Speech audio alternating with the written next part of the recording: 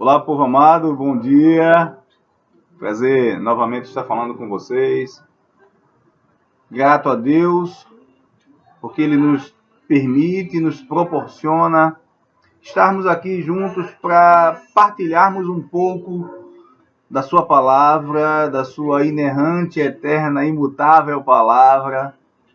E essa palavra que tem somado muito aos nossos corações e tem fortalecido muito a nossa caminhada nesses momentos tão difíceis, tão diferentes. E desde ontem, um texto fala muito ao coração de minha família, especialmente ao coração da minha esposa. E esse texto, depois de partilhado, falou muito também ao meu coração. Desde cedo eu tenho lido, relido esse texto. E eu queria partilhar com vocês. É um texto que está descrito ali na carta, no livro de Tiago, no seu capítulo 1, dos versículos 2 ao versículo 6. Um texto encantador.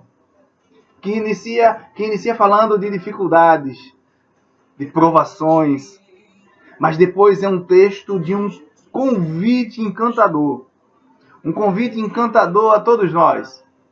Para que creamos, sabe, neste Deus maravilhoso, neste Deus que construiu todas as coisas, neste Deus que é todas as coisas, nesse Deus que fez todas as coisas, nesse Deus que controla todas as coisas, nesse Deus que é soberano sobre todas as coisas.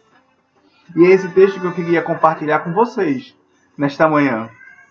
Mas antes de propriamente dito ir ao texto, que é do versículo 2 ao versículo 6, eu queria iniciar lendo uma parte da saudação de Tiago, que é o versículo 1. Essa saudação, na realidade, é uma apresentação, e é uma das mais belas apresentações. Ele e o apóstolo Paulo fazem isso como primazia. E ele diz assim, ó: Tiago, servo de Deus e de Cristo Jesus. Não existe melhor bom dia a se dar ao outro, não existe melhor saudação a dar ao outro, não existe melhor apresentação que eu e você tenhamos para nós e para os outros, a não ser bom dia. Eis falando um servo do Senhor Deus e Cristo Jesus. Bom dia. Adentrando no texto, o texto é encantador. E ele inicia, sabe, dialogando conosco. Diz assim: meus irmãos, considerem motivo de grande alegria o fato de passarem por diversas provações, pois vocês sabem que a prova da sua fé produz perseverança, e a perseverança deve ser ação completa, a fim de que vocês sejam maduros e íntegros, sem lhes faltar coisa alguma. Se algum de vocês tem falta de sabedoria, peça a Deus, que a todos dá livremente e de boa vontade, e lhe será concedida. Peça, porém, com fé, sem duvidar, pois aquele que duvida é semelhante à onda do mar, que pode ser levada e agitada pelo vento. O que esse texto nos fala? Ele inicia falando de adversidades, de provações, de tribulações, de tempestades. Na vida cristã, sabe, queridos, isso é algo corriqueiro e comum. Essas palavras, elas no final são sinônimos. Elas configuram e apresentam-se da mesma forma. Provações, tempestades, tribulações, os desertos. Entendemos esses sinônimos como um momento desfavorável, como momentos infortúnios, como momentos de infelicidade. Esses momentos são partes constantes em nossas vidas. Mas mesmo dentro desses momentos, sabe, de adversidades, Deus nos quer ensinar algo. Deus está neste momento, sabe? Porque a sua palavra diz que Ele não nos deixa só. A sua palavra diz que nós temos condições, nós não temos condições de nos esconder dele. E aí, entendendo isso, a palavra nos propõe. A palavra nos propõe 3 coisas, apresentadas no texto e corroboradas em outros textos.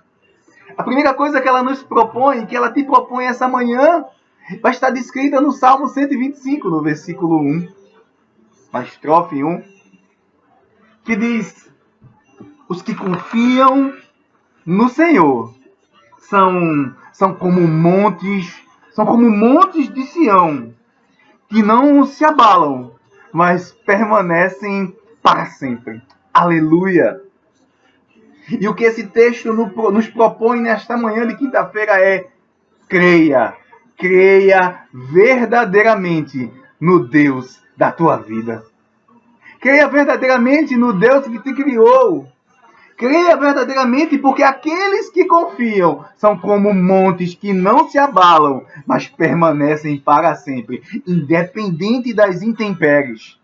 Seja chuva, seja sol, seja tempestade, seja vento desfavorável. Calma, creia, Ele é contigo. Ele é contigo nesta manhã de quinta-feira. A segunda coisa, depois de nos ensinar que devemos crer verdadeiramente, é que devemos adorá-lo na adversidade. Devemos adorá-lo nos momentos que se apresentam, sabe, como tempestades. Que nos momentos que se apresentam como momentos de infortúnios. Nos momentos em que os vendavais da vida fazem com que nós balancemos de um lado para o outro, mas nós, como montes de Sião, sabe, estamos ali, firmes, fincados na rocha que é a palavra. E aí eu queria ler para você nessa manhã o segundo ensinamento deste texto tão encantador. E esse segundo ensinamento está descrito ali em Abacuque, capítulo 3, dos versículos 16 aos versículos 19. E a oração de Abacuque é das mais belas orações que existem. Preste atenção. Ouvi-o, e o meu íntimo se comoveu. A sua voz tremeram os meus lábios. Entrou a podridão nos meus ossos e os joelhos me vacilaram. Pois em silêncio devo esperar o dia da angústia, que virá contra o povo que nos acomete. Ainda que a figueira não floresça, e que nem haja frutos na vide, ainda que o produto da oliveira minta, e os campos não produzam os seus mantimentos, ainda que as ovelhas sejam arrebatadas do aprisco, e que nos currais não existam gados, ainda que tudo isso aconteça, todavia, aleluia, eu me alegro no Senhor, exulto o Deus da minha salvação. O Senhor Deus é a minha fortaleza, faz os meus pés como o da corça, que me faz andar altaneiramente. Aleluia! Essas duas coisas nos preparam para a última. E recapitulem comigo. A primeira é que devemos crer verdadeiramente. A segunda é que devemos adorar na adversidade. A terceira é que devemos entender que as provações são aprendizados para nos tornar cristãos maduros. E aí eu queria que você fosse comigo na primeira carta do apóstolo Pedro, no capítulo 1, versículos 6 e 7. 1 Pedro, capítulo 1, versículos 6 e 7. E o apóstolo escreve da seguinte forma: Nisso nisso exultais. Embora que no presente, por breve tempo, se necessário, sejais contristados por várias provações. Para quê? Uma vez confirmada a vossa fé, aleluia, muito mais precioso que ouro perecível.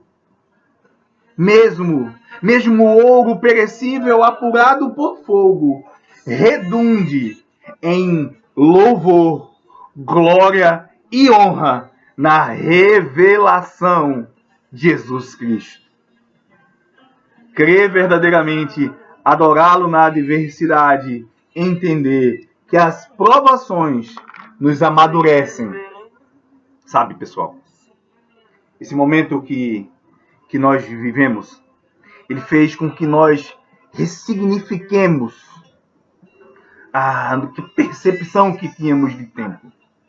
Fez com que nós viéssemos a ressignificar a nossa aproximação com o próximo, a nossa percepção de lar, a nossa percepção de casa, a nossa percepção com o próximo, a nossa percepção com os necessitados, a nossa percepção com a natureza.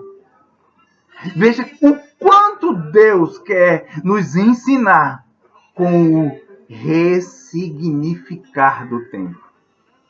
É nesse momento de adversidade que eu te convido a crer verdadeiramente, a adorar, independente das circunstâncias, e a entender que as provações nos amadurecem. Que Deus, nessa manhã de quinta, seja convosco, onde quer que você esteja, hoje e para todo sempre. Amém. Que Deus te abençoe ricamente. Fica na paz.